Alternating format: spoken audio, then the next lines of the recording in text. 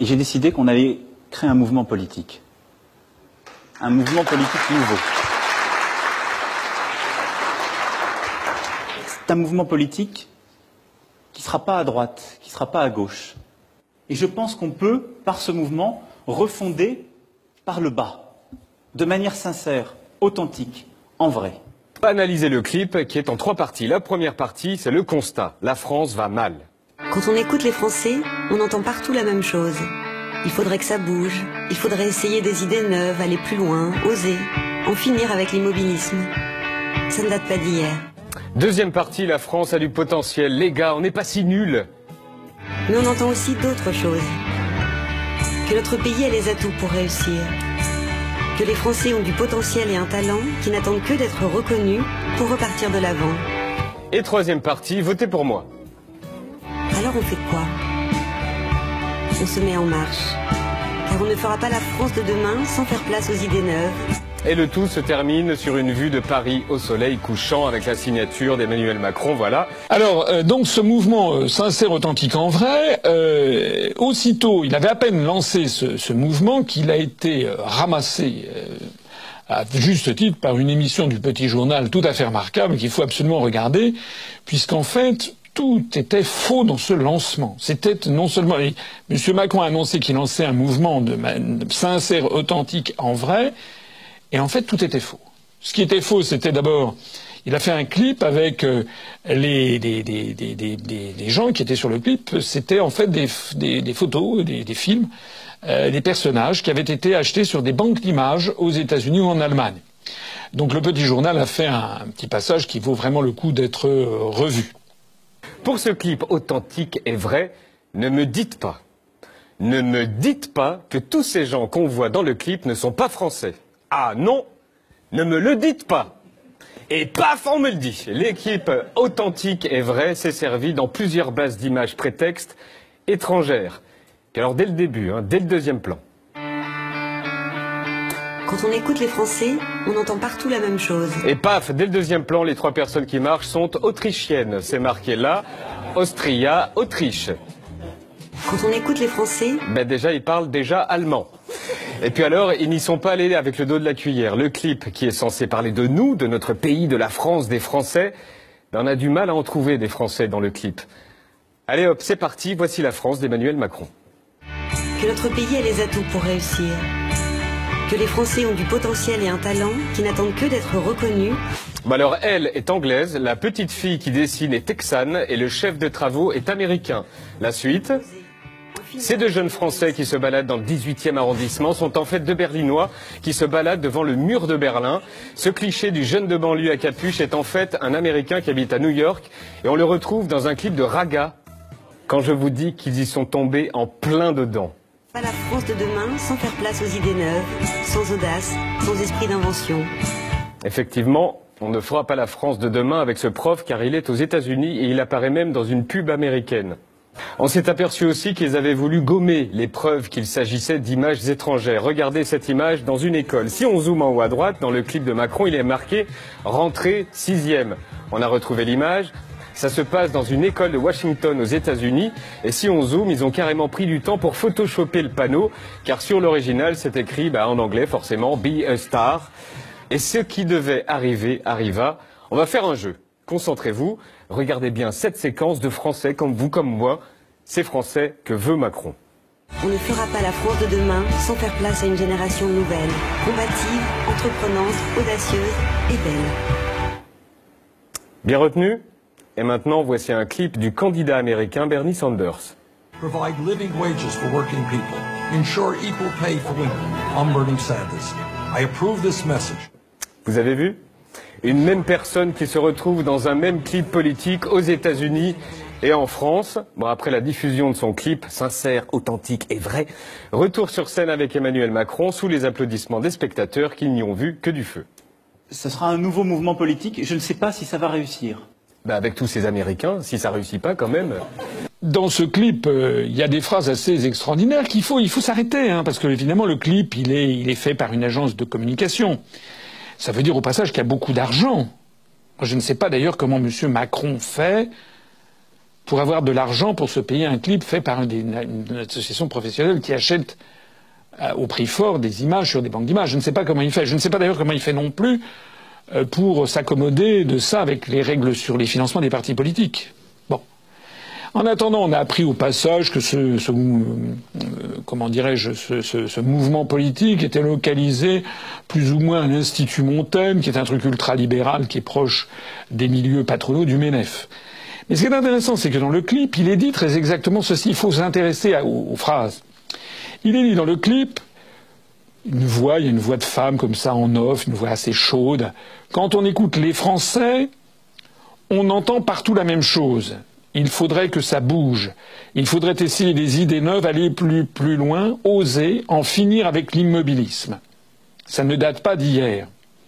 Mais on entend aussi d'autres choses, que notre pays a les atouts pour réussir, que les Français ont du potentiel et un talent, qui n'attendent que d'être reconnus pour partir de l'avant. Les Français ont un talent qui n'attendent que d'être reconnus pour repartir de l'avant. Ça veut dire quoi concrètement? Ça veut rien dire. On va dire aux chômeurs, ben voilà, nous avons la solution au chômage en France, c'est que vous n'attendez que d'être reconnus pour aller de l'avant. Vous avez une belle jambe. Et le clip se poursuit en disant, alors on fait quoi? On se met en marche. On ne fera pas la France de demain sans faire place aux idées neuves. On ne fera pas la France de demain sans faire place à une génération nouvelle, combative, entreprenante, audacieuse et belle. Alors là, on a affaire, bien alors très très exactement, à la politique aérienne, la pire qui soit, la manipulation de l'opinion, la manipulation des cerveaux. Quand vous voyez ce clip, vous êtes sous une espèce d'hypnose. C'est fait pour. Mais si vous avez comme un précipité, c'est comme quand vous faites passer un café, ben après, qu'est-ce que vous avez dans la tasse? Et là, vous avez vraiment du jus de chaussette. C'est pour ça qu'il veut sans doute commencer par le bas. Et on a du jus de chaussette parce que ça ne veut rien dire. Écoutez très bien, réécoutez ce clip, vous verrez qu'il n'y a absolument rien dedans. En réalité, M. Macron se moque du monde, et les gens qui sont avec lui, et les gens qui le cornaquent, se moquent éperdument du monde. D'ailleurs, il l'avait dit lui-même. Il y avait eu un colloque qui s'était tenu il y a quelque temps, ça avait été rapporté par le journal Le Monde, où M. Macron, qui n'est jamais passé par la case élection. Ce monsieur ne s'est jamais présenté devant un seul électeur. M. Macron avait quand même eu le toupet de dire que, je le cite, pour accéder à des postes de responsabilité, il avait dit, et je le cite expressément, « passer par l'élection est un cursus d'un ancien temps ». C'est un propos très exactement de dictateur. Je me passe de l'élection, je n'ai pas besoin... D'ailleurs, il n'a pas eu besoin d'élection, c'est M. Attali, c'est toute une oligarchie, c'est le MEDEF, qui a sélectionné ce monsieur pour qu'il soit ministre de l'économie, pour qu'il démolisse, pour qu'il ubérise la société française, c'est-à-dire que les chauffeurs de taxi, les avocats, les notaires, les huissiers, les pharmaciens, toutes les professions libérales, les unes après les autres, il faut avoir des idées neuves, paraît-il, c'est ce qu'il y a dans le clip. Toutes vont voir en réalité précariser leur vie, remettre en cause les études qu'ils ont pu faire ou les fonds de commerce qu'ils ont pu racheter. Tout ça pour avoir une jungle où dans la France de demain, si on suit ces gens-là, sera quelque chose d'épouvantable où... c'est normal que quand on est jeune, on doit se battre un petit peu pour faire sa place au soleil, on doit faire des études, ou si on ne fait pas d'études, on essaie de s'installer à son compte, c'est normal. Et je suis pour une certaine compétition dans la vie, mais il y a quand même des limites. La loi actuellement dite El Khomri, mais pourquoi elle s'appelle la loi El Khomri? Elle pourrait tout à fait s'appeler la loi Macron, c'est exactement le même programme, c'est le programme de la Commission européenne et des traités européens. La loi Macron-El Khomri, vous avez vu comment les médias systématiquement mettent de côté. Monsieur Macron le protège. Madame El Khomri sert en fait non seulement de lampiste, mais de paratonnerre, pour que les peuples français ne se rendent pas compte que c'est le projet Macron qui est derrière la loi El Khomri. La loi El Khomri, c'est-à-dire la loi Macron, c'est-à-dire le démantèlement de toutes les protections au travail, c'est ça que veulent ces gens-là, c'est-à-dire un monde où, quand vous aurez 30 ans, 35 ans, 40 ans, 45 ans, 50 ans, 55 ans, vous n'ayez plus de jamais de contrat à durée indéterminée. Que vous soyez toujours comme l'oiseau sur la branche qui peut être viré du jour au lendemain parce que vous ne rapportez plus assez. Voilà la loi, voilà ce qu'on présente sous l'emballage Macron. D'ailleurs, M. Macron nous a même expliqué il a eu un autre culot, il a osé dire, le libéralisme est une valeur de gauche. Fermez le banc. En fait, c'est une gigantesque escroquerie, cette affaire Macron. D'ailleurs, les sondages disent, voilà, paraît-il que les Français, il y aurait 34% des gens qui sur l'air des lampions, on veut Macron. Écoutez, moi, je ne sais pas ce qu'il en est des gens qui m'écoutent, mais moi, je parle autour de moi, j'ai des amis, figurez-vous, j'ai de la famille, j'ai des amis, j'ai des relations professionnelles. Je n'ai jamais vu une seule personne qui me dise, moi, j'en pince pour Macron. Enfin, c'est pas vrai, jamais. Absolument jamais. Quand on va dans la France profonde, les gens savent à peine qui c'est d'ailleurs. Et les gens qui savent qui c'est, en général, poussent des cris d'orfraie en disant que ce type, c'est un type qui n'est absolument pas de gauche. Ça, c'est les gens de gauche qui disent ça. Il y a des gens de droite qui disent, oui, ce type, pourquoi il est à gauche? En fait, il devrait être à droite. Enfin bon, mais tout le monde sait bien que c'est un technocrate qui a été parachuté par la volonté de Jacques Attali et de l'oligarchie et du MEDEF. Et puis c'est tout. Mais personne n'a envie de voter pour ce type-là. D'où sortent les sondages qui nous donnent, je sais pas, 34%. Bientôt, il va faire partie des personnes les plus influentes du monde, selon le magazine Time. Au train où ça va, au train où on échange, je crois qu'on peut le prévoir. En fait, on a affaire à une subversion totale du sens. Je le signale d'ailleurs parce que, comme disaient les anciens Romains, asinus asinum fricat, c'est-à-dire l'âne frotte l'âne, c'est-à-dire que en fait, ça veut dire les ânes se rassemblent, en fait, qui se ressemblent s'assemblent, on dit en français.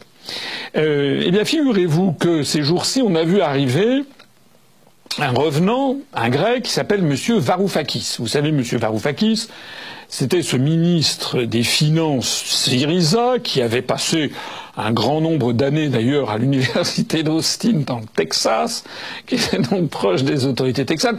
Paraît-il que c'était un type de la gauche radicale. Vous vous rappelez comment on avait expliqué au peuple d'Europe qu'on allait voir ce qu'on allait voir, Syriza, les gens faisaient semblant d'être transis de peur.